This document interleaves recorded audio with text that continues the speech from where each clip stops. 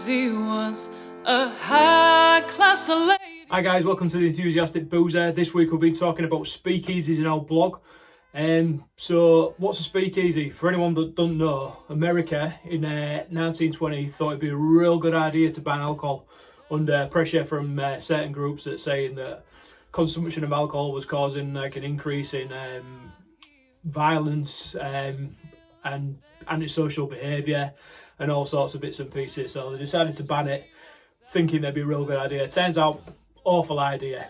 Gangsters, the likes of Al Capone, made an absolute fortune from selling bootleg booze, bringing it down from Canada. And yeah, it was an absolute disaster. But during that period, alcohol was banned from being sold. So what people did was they kind of invented these little bars, hidden bars behind doors called speakeasies. Hence the term speakeasy. Quietly say, are you open through the door? That's why they called them. That was in the 1920s and early 30s. Obviously that disappeared, but the cocktail renaissance, what started in 2008, really brought all these bars back to the forefront. Like people wanted that nostalgia feel of going back to the 1920s, dimly lit rooms, whiskey cocktails, sat there, treating it like it's a little bit of like a hidden bar and a bit of a exclusive experience. I love them. I mean, they might be like a little bit tacky in a way, but I absolutely love them. I've been to some brilliant ones. So I just wanted to tell you about 2 or 3 that I've been to. Like, I've been to a couple abroad, but the main, I will be missing out hundreds. So please list some good ones in the city that you're from, because my main drinking cities are Leeds, Manchester and London.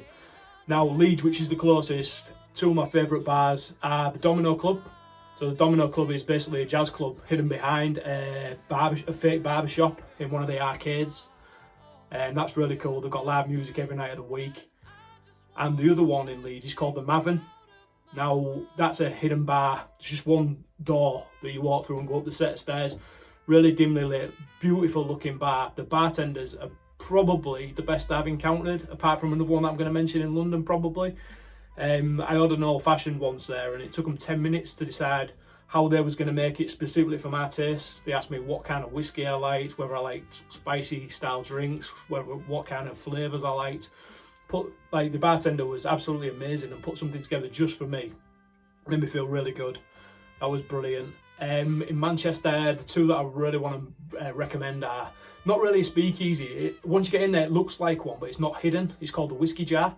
I think they've got about 600 different types of whiskey, serve really booze heavy drinks, so Manhattans, old fashions, all that kind of stuff.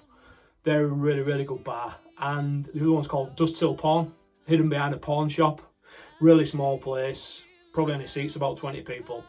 But the drinks are really special. Like last time I went, I had a burnt butter infused bourbon old fashioned and it was maybe the best whiskey drink I've ever had. Again, the bartenders are really good. If you don't really understand what the menu is, they'll talk you through it and that kind of thing. That was really good. And London, the best experience, maybe not the best drinks, but the best experience I've ever had at Speakeasy is called Evans and Peel Detective Agency. Now, when you ring up or email, you don't ring up and book a table at the bar as such. You give them a crime to solve. So basically, I rang up and told them that we had a house party for New Year's Eve and that my great grandma's cookbook, which is a family heirloom, got stolen. And could they investigate? Basically, we turned up.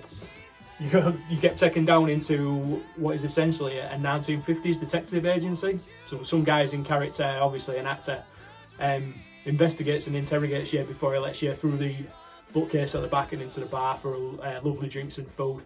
That was amazing.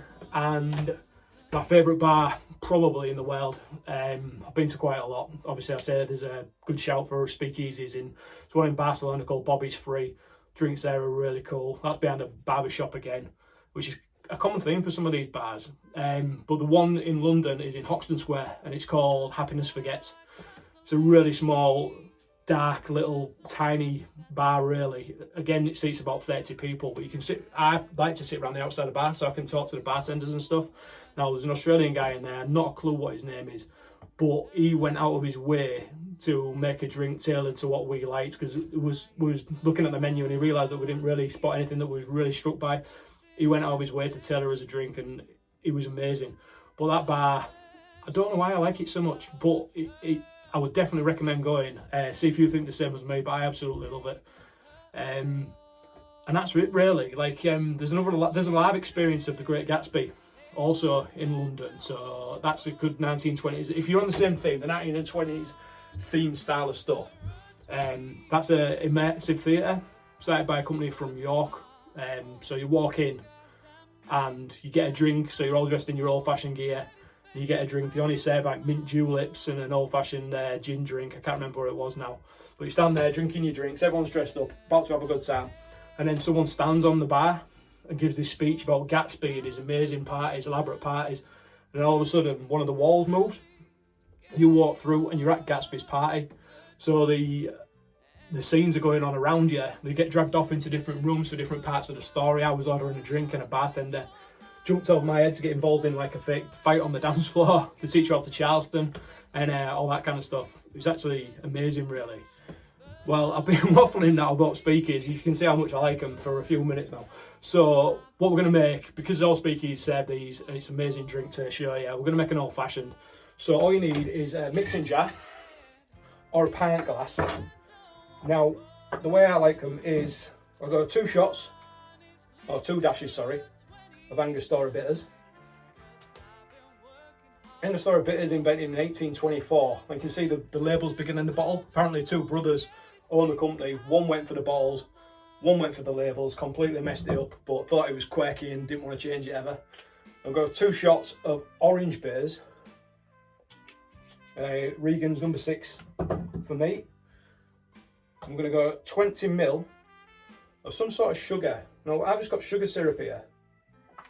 Generally, I would use a Demerara, but you can use whatever you like. So you could put like a maple syrup in. Makes a really good old fashioned. And then 3 shots whiskey.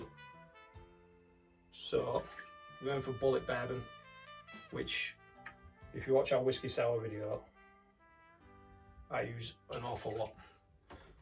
And that's literally all there is to it. The old fashioned, you can use any spirit you like. So if you've got, so I'm just looking on my shelf here, and I've got tequila and some lavender bitters. So like tequila goes with agave. So if you've got agave, some lavender bitters, and like a rested reposado style tequila, that'll be really delicious too. Now, I'm not the best at stirring these, so you're gonna have to bear with me. So the idea is to keep the back of the spoon to the outside of the glass and stir for around 30 seconds. Get it as cold as you can.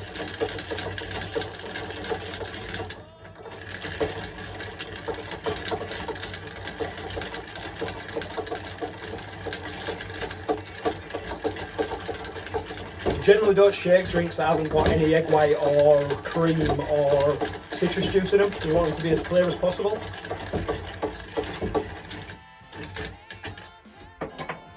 Now, I want to fill the glass with ice.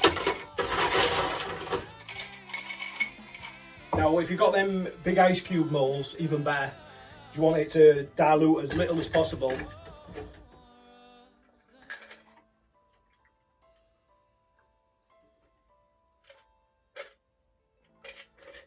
There you go.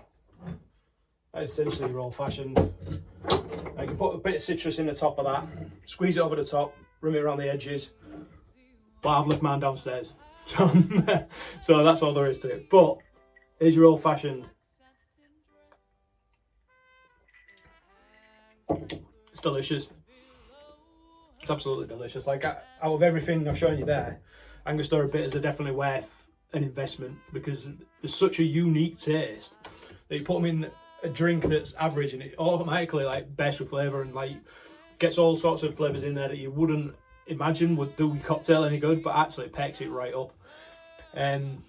Yeah guys, that's the old fashioned.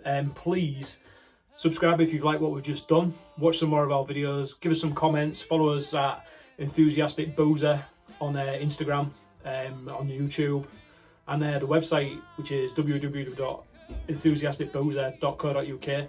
Tell your mates, that'd be amazing. Let's have some chats.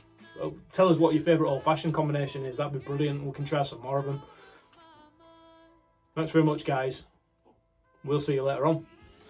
Ta.